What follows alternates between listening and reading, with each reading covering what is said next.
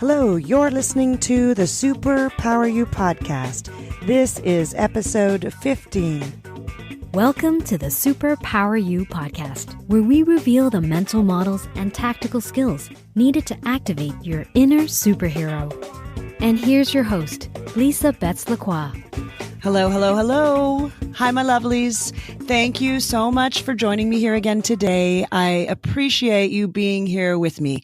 And today, I want to share a tip from my public speaking, rock your talk, using acting skills to change the world tip list. And I want to focus on just one skill from that training system, and that is the power of pause. It's a skill that has the most punch, the most bang for the buck. And using that skill, developing the skill of implementing pause offers such a huge amount of value and impact. So today I want to share with you why it's important and a couple of ways you can use it. Now, before I jump in, I want to say that I am so grateful that you're showing up and listening in here. And if you stay till the end of the show, I have a very special something for you. So please stick around for that. Now, how did this episode come about? A few weeks ago, I was at Social Media Marketing World. And as I mentioned in my Facebook Live on the Super Power You Facebook group, which, by the way, I would love for you to join the tribe page, or even just like the page so we can stay connected. And as I mentioned in my Facebook Live last week, one of the big takeaways, one of the central messages I heard over and over again at Social Media Marketing World was the point that video is critical for connecting with and making a difference in the lives of the people we want to serve. It was said over and over again in so many different ways. And in response to that message, I also heard many attendees and friends say that the biggest obstacle for them in using video, whether it was live video or recorded video, is that they were uncomfortable speaking without preparation or even just in general. And then a few days later, I heard from a fellow podcaster friend named Louis Luke, who has a show called Online Business FM, that as a non-native English speaker, he struggles with making his scripted text sound natural. But he's also nervous about recording unscripted because he doesn't trust that he'll be able to effectively communicate without a script, which makes sense. He's a non-native English speaker, but it's not just true for non-native English speakers. The same is true for many of us.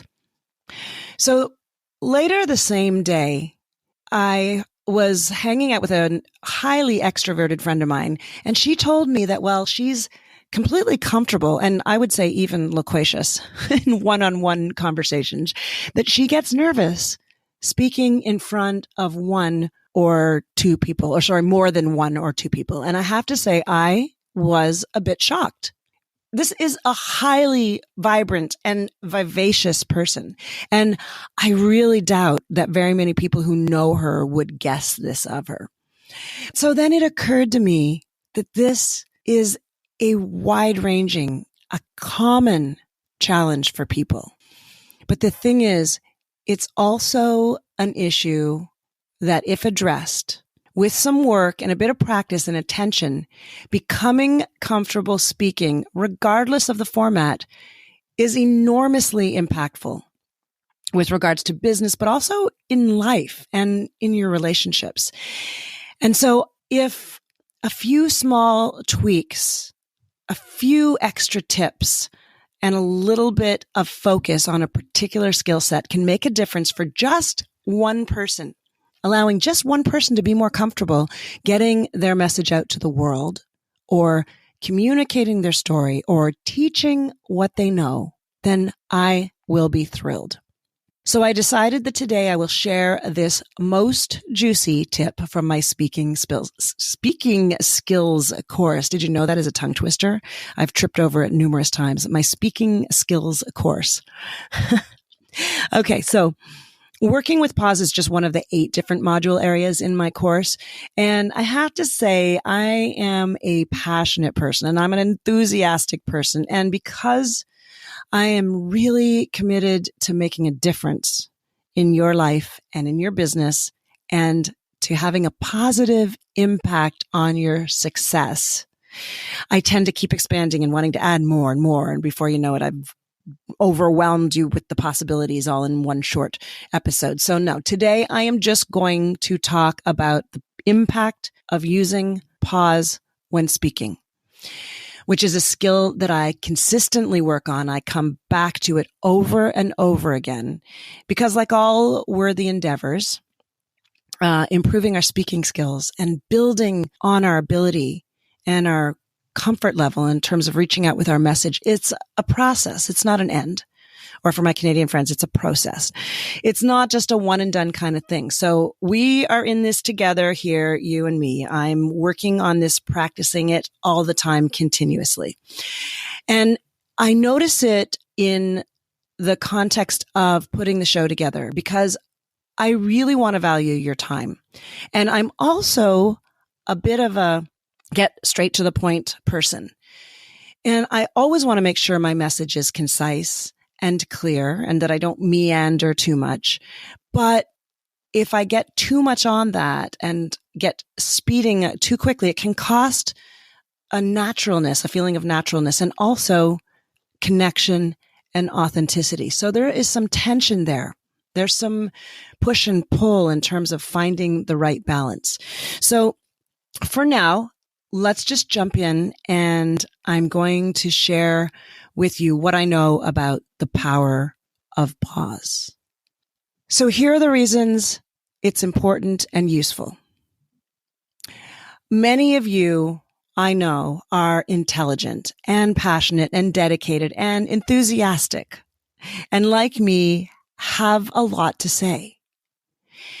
And maybe you've been told, or maybe you've even felt that you speak too quickly. Now, this is for sure true of me. I'm a super fast thinker and I'm a fast talker. And so I'm prone to rushing and even to tripping over my words sometimes. And that is an especially strong reason for why it's so important to keep on working with pause. I need to be a fan of pause because I need it. So while it can be useful for those who are fast talkers to slow ourselves down, and that's the common thing you will hear, right? You speak too fast, you need to slow down. But if you do it too much, it just comes across, it just comes across as a little weird. And so I'm an advocate for not overemphasizing speaking slowly because it can cost us our natural enthusiasm, that which is one of our superpowers if we're that kind of person. And it can also veil or obscure our true personalities. So instead, I'd rather focus on using the power of pause while just continuing to speak in the style that's natural to you. Because in my experience, doing so is much, much more impactful. So pause. Pausing is the verbal, the auditory translation of the written form of punctuation. So let me tell you a little story or give you a little example of that. When they were younger, my older child had a t-shirt I loved. And when I was thinking about it, I realized I probably bought it because I loved it so much. But anyway, the t-shirt, it illustrated the importance of punctuation. And it said, "Let's eat grandma." So listen to that parsed in 2 different ways. Let's eat grandma. Let's eat grandma. Now, granted, I am also slightly modifying my intonation, which impacts it, but that is perceived by the punctuation. But the point is that those 2 different ways of speaking the same three words have totally different meanings. The difference is that one has no pause or comma, and the second, let's call it more grandma-friendly version, uses a comma and therefore a pause and is encouraging grandma to eat rather than be eaten. And in fact, that shirt concludes with the punchline that punctuation saves lives. So I don't know if you can really get this auditorily, but if not, and you're more of a visual person or it's just not making sense, there is a graphic of this in the show notes that you can check out if you like. The real point here is that punctuation matters. The meaning of words changes depending on how we implement punctuation and how we use pause. Because we can extrapolate there to say that pausing and pacing matter for many of the same reasons, and the first of which is meaning. So it's important, if you want to get a message across, that message be comprehensible to the people listening to it, right? So pause is needed to create meaning. And in our extreme example using grandma, the difference in meaning can be radically altered. But even in more subtle variations of language, with more subtle variations of punctuation, pause, and pacing, can alter the point you're trying to get across as a speaker. Now, when you are in the listener seat, have you ever found yourself listening to a talk, a lecture, or even say a podcast, and suddenly realizing that the words are washing over you? They're going into your ear, but the meaning isn't landing or sticking? I have to admit this happens to me often. I have a little bit of an ADHD brain, and sometimes my attention span is a little on the short side, but I'm going to hazard a guess that it happens to most people, even those of us who do not have ADHD. So in addition to the content making sense, there's also the time needed for your listener to parse and digest what you're saying. So not only is the meaning of your message more clear through the use of appropriate pausing, but also the ability to process the information by the listener is supported by the use of pauses. And it does not matter how good the information you have to share is. If people aren't listening, or if they aren't integrating or digesting it, it is all irrelevant. Pausing also gives you a chance to think about what you're going to say next. And if you don't naturally use pause or learn how to integrate it into your speech, then chances are, it's my guess, that you will find yourself rushing through and filling the space in that time with empty words like, and my personal pet peeve, like. And that goes especially so if you're nervous. So you might trip over your words or find yourself circling back and repeating yourself. And I can tell you that I know firsthand from the last 3 months of editing myself and my guests how commonly we all speak like that. But with practice and with awareness, then little by little, over time, as we exercise these muscles and increase our ability to be attuned to how and when we're speaking and to implementing pause, we can all reduce our dependency on empty words.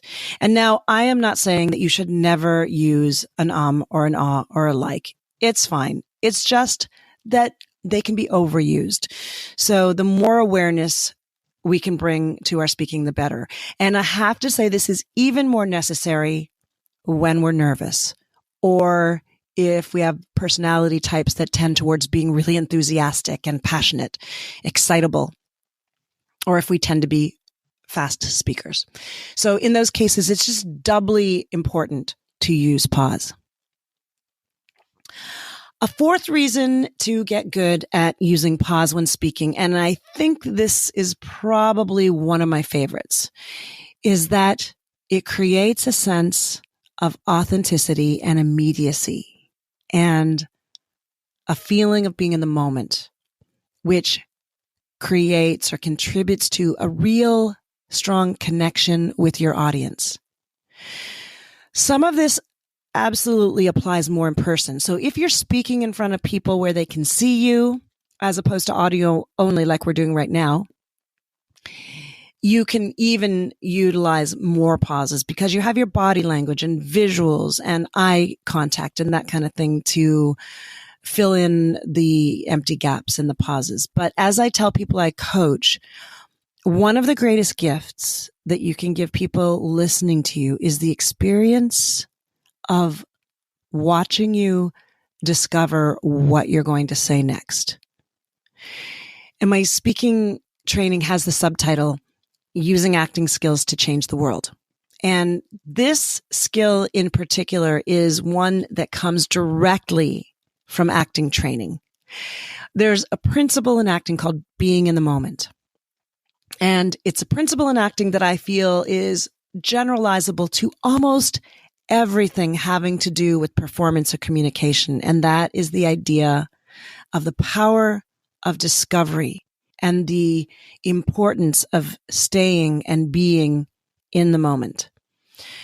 So if you as an actor or a speaker or a presenter can use the fact that you don't know what you're going to say next and allow that to let you be alive and allow people who are listening to you or watching you into that vulnerable moment where you find and you think about and then you discover your next idea or your next point in real time. If you are willing to be that vulnerable, that moment might be the most powerful moment of your entire speech.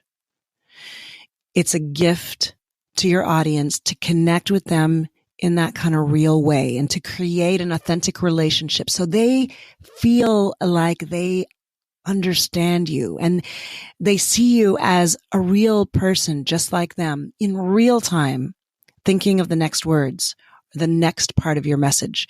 So it's a super powerful way you can use pause to create empathy and understanding and connection. So here's a fast recap. I went over that quite quickly. Generally, taking the time to pause serves 4 important purposes. Those are: 1, it results in better pacing and a more comprehensible meaning. 2, it gives your audience a chance to parse what you've been saying so they can actually register the content. 3, it gives you time to think about what you're going to say and as a result reduces the dependency on empty words. And 4, it allows you to create an authentic connection with your audience. There's a bonus reason too, and I mentioned it already in the first section, and that is that it is just simply a lot more effective than trying to slow down and a lot less weird. So, getting our message across to others, verbal communication is really critical for anyone who wants to build a business or build a brand or have an impact, say in politics or in education, in teaching other people content, or even in our day-to-day relationships. Speaking to one person or to many allows us to form connections and to influence the way they think. And it offers the chance to create change. And without the ability to communicate clearly and authentically and persuasively, it makes making progress in the working world, in business or in our careers and in life in general, almost impossible in my opinion. And it's for that reason And also because I know how badly the world needs all of us right now to speak up and to share our stories. For all those reasons, I am totally bullish on communication skills. So I hope that I've convinced you of the importance of pausing and pacing. And so now let me give you some idea about how you can implement this and where to begin. So I started off comparing pause and pacing to punctuation. And I think returning there can offer a good guide. So pauses can be used similarly to punctuation. So if you think in terms of short, medium, and long, you can equate a pause to commas, periods, and paragraph indentations. And additionally, in much the same way as in writing, you might choose to bold a word or a phrase or to put little asterisks around it. You can use a similar notation system to remind yourself to emphasize that particular word or phrase. So while some people prefer to make bullet points and then to speak extemporaneously, if you're comfortable doing it that way, I say, yay you. It is a perfect way, an ideal way to speak in an authentic manner and to create real connection with your audience. Natural speaking is ideal, but the reality is that not everyone's necessarily ready to do it that way.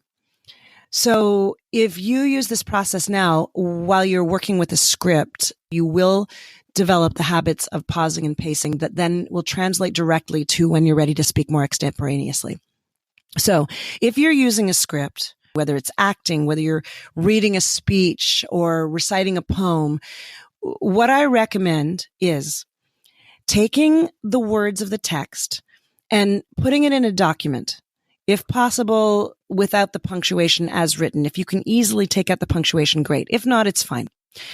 And then add very clear paragraph breaks anytime you feel that you're either shifting gears or changing the topic, so that each paragraph is on its own line with a space in between sections. Then print the document out or find a way to notate it online and go through it with a fairly thick black pen or with a notation system that works on your computer, and mark the places that sound like natural spots for commas and periods based on your interpretation and your natural reading of the content. And some of this takes practice because for most of us, when we see a script in front of us, we go into our script reading voice, and it's really hard to return to our natural manner of speaking. The more you do it, the better you'll get at it. The exercise here is to notate the places where you would naturally put commas in your speaking and naturally put periods where you would have stops. And then to underline a few of the words that are key, that need special emphasis, that you want to highlight, and that you want to ensure that your listeners really hear. Those are the words that you would put in bold if you were writing. And this is the way to make that text your own. It's a skill that I learned from my dad when I was a child. And I was asked to recite a poem over the PA system of my elementary school. And now I know I am so seriously dating myself. And since I know many people won't even know what I'm talking about, I'd better explain a little bit. When I was in elementary school, every morning, there were announcements from the principal reviewing what was happening in the school that day, which clubs were meeting, and what other events were happening. And it was blasted over a speaker in every classroom. And one year when I was in, I think, grade 5 or grade 6, I was invited to be the poetry reader for Remembrance Day, which is, if you're not familiar with Remembrance Day, it's the Canadian equivalent of Veterans Day. So this particular year, I was invited to read the poem In Flanders Fields, which was written by a Canadian doctor in recognition of the soldiers who fell during World War I. And it's about the red poppies that many people in Canada, I think in the States we have them too, that we wear on Veterans Day and Remembrance Day, and the red poppies that grew between the rows of the graves. So I felt that it was quite an honor, and my dad helped me work through the process in preparation and helped me to identify and mark the words, emphasizing and noting the places for pause, just pretty much as I've described to you. And the result was that when I read that poem over the loudspeaker with obviously audio only, I felt very confident about my ability to deliver that poem in a way that was clear, and it contained some of the relevant emotional tone that was appropriate for that poem. And the amazing thing is that when I think back on that poem right now, many, many decades later, I can still recall the general feeling and the pacing of the poem. And in some ways, I have almost in my body a remembering of the emphasis that we worked through at that time and marked. And now I can generalize that skill set with new content, and sometimes even when I'm speaking extemporaneously. So the point is that if we practice this kind of skill set, we can start to apply instinctively using pauses that are equivalent to commas, periods, line breaks, and bolded words or underlined words. So it's pretty funny. Apparently the roots of my podcasting career, and I would guess definitely my acting career, harkens back to Birchcliff Public School in Toronto. So yeah, shout out to my old hood. Okay, I'm going to leave it there for you. Please practice and try out this notation system, either physically with it printed out, or even better, just start to integrate short, medium, long pauses and bolded or emphasized words into your natural speaking when you're presenting, when you're recording podcasts, or when you're talking to any size of audience. I would love to hear how it works for you. And I love working with people directly on speaking skills. And unfortunately, I just don't have enough time in my day to do it very often anymore. But because I'm so grateful for your presence here, and as I said, I want to offer a thank you for sticking around all the way to the end. And I'd like to make a few free coaching spots available to my listeners. So if this is something that you would like to work on with me directly, if you'd like some feedback on your presentation skills, either audio only or by video conferencing, we can do Skype or Zoom. We can figure it out after the fact. But if you're interested, then please go to my lisabl.com/coaching, and you'll be able to find that link in my show notes, where I've posted 7 coaching spots that will be available to the first 7 people who sign up. My one request is please don't sign up if you're not going to show up for the coaching and take advantage of it. Leave it for someone who really wants it. And so again, that link also found in the show notes is lisabl.com/coaching. So go on over and sign up for one of those spots. And I look forward to meeting you and helping you with your message. And as always, thank you so much for being here. Have a beautiful day and weekend. And I look forward to seeing you again next week. Thank you for listening to the Super Power You podcast. Please subscribe to the show on iTunes and get more information at lisabl.com.